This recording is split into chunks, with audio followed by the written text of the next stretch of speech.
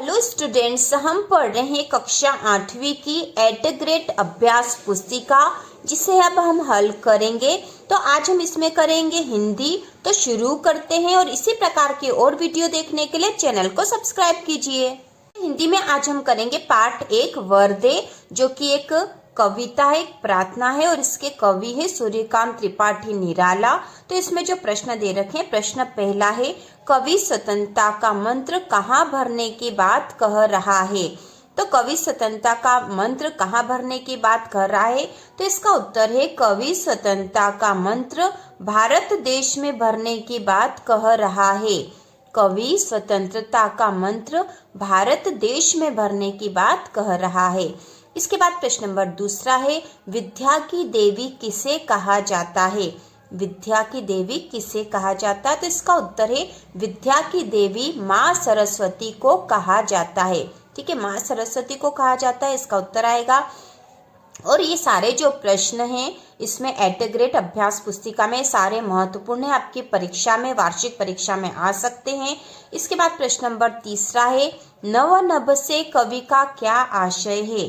नव नभ से कवि का क्या आशय, तो इसका उत्तर है नव नभ से कवि का आशय ज्ञान रूपी नए आकाश से है। नव नभ से कवि का आशय ज्ञान रूपी नए आकाश से। नया आकाश तो लेकिन कैसा है, ज्ञान रूपी नया आकाश है। इसके बाद लघुत्तरी प्रश्न है, इसमें प्रश्न नंबर चौथा है, निम्नलिखित पंक्तियों का भाव स्पष्ट कीजिए। तो यहाँ जो पंक्तियां दे रखी है उनका हमें भाव स्पष्ट करना, मतलब इनका अर्थ हमें बताना है। तो यहाँ पंक्ति दे रखी, काट अंध उर के बंधन स्तर, बहा जननी ज्योतिर्मय निर्झर, कलुष भेद तम हर प्रकाश भर, जगमग जग कर दे। तो यहाँ पे जो कविता की पंक्तियां दे रखी है इनका जो अर्थ है वह है, तो इसका उत्तर होगा कवि माँ सरस्वती से प्रार्थना करते हुए कहते हैं कि हमारे मन के अंधकार रूपी बंधनों को काटकर प्रकाश रूपी निर्झर बहा दो, हमारे जीवन के विकारों को मिटाकर नया प्रकाश भर दो। तो यह इसका उत्तर है।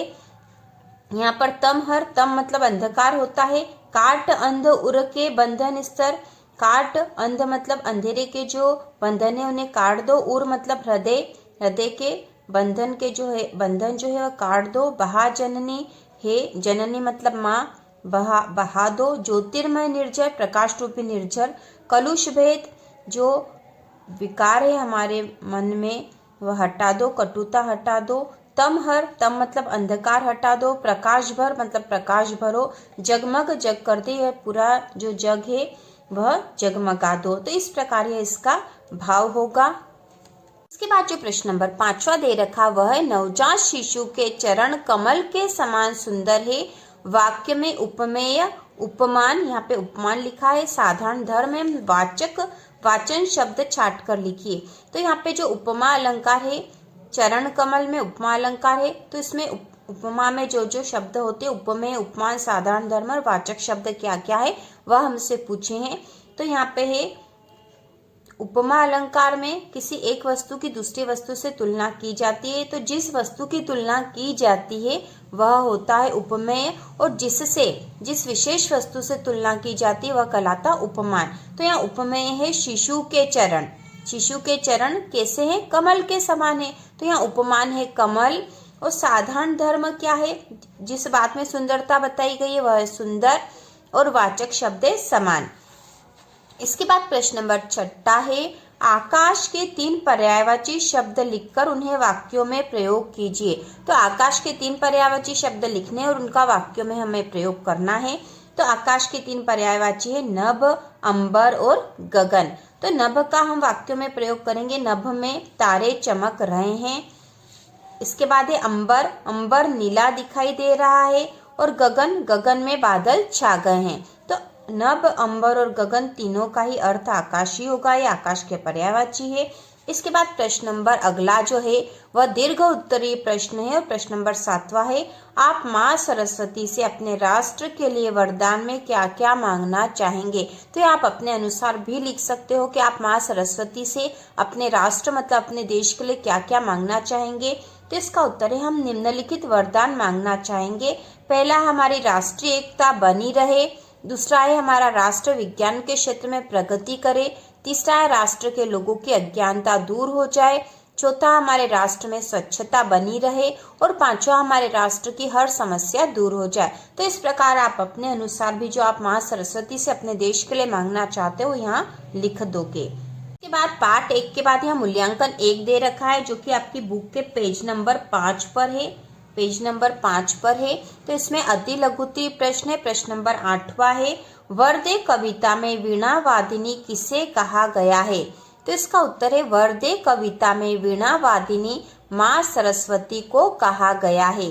इसके बाद दीर्घोत्तरीय प्रश्न प्रश्न नंबर 9 है, उपमा अलंकार किसे कहते हैं? लिखिए। तो इसका उत्तर है जहाँ किन्हीं दो भिन्न वस्तुओं के बीच गुण या स्वभाव के आधार पर समानता बताई जाती है वहाँ उपमा अलंकार होता है। तो हमने उपमा अलंकार का एक उदाहरण देखा था, नवजात शिशु के चरण कमल के समान सुंदर है। उसमें हमने उपमेय और उपमान, साधारण धर्म और वाचक शब्द भी अलग अलग बताए थे। तो यहाँ पे वही है, उपमा अलंकार वही होता है कि जहाँ किन्हीं दो भिन्न वस्तुओं के बीच गुण या स्वभाव के आधार पर समानता बताई जाती है। तो वहाँ पे समानता जो बताई थी, शिशु के चरण कमल के समान सुंदर है, ये हमने करा था। तो वहां पर उपमा अलंकार था। इसके बाद अगला जो प्रश्न है दीर्घोत्तरीय है। प्रश्न नंबर 10वां, वरदे कविता में कवि प्रकृति की किन किन वस्तुओं में नया रूप देखना चाह रहा है? विस्तार पूर्वक लिखिए। तो इसका उत्तर है वरदे कविता में कवि सूर्यकांत त्रिपाठी निराला प्रकृति की हर वस्तु में नया रूप देखना चाह रहे हैं। कवि चाहता है कि माँ सरस्वती स्वतंत्रता रूपी नया मंत्र भारत में भर दे, अंधकार रूपी बंधनों को काटकर प्रकाश रूपी निर्झर बहा दे। अब देश में नई गति, नया लय, नए तालछंद, नए कंठ हो, नए आकाश में पक्षियों को नए पंख दे ताकि वे आकाश में ऊंचाई पर उड़ सके। तो इस प्रकार ये मूल्यांकन है जो कि पेज नंबर 5 पर है। इस प्रकार पार्ट 1 के जो सारे प्रश्न हो चुके हैं। इसी प्रकार के और वीडियो देखने के लिए एटीग्रेट अभ्यास पुस्तिका के लिए चैनल को सब्सक्राइब कीजिए।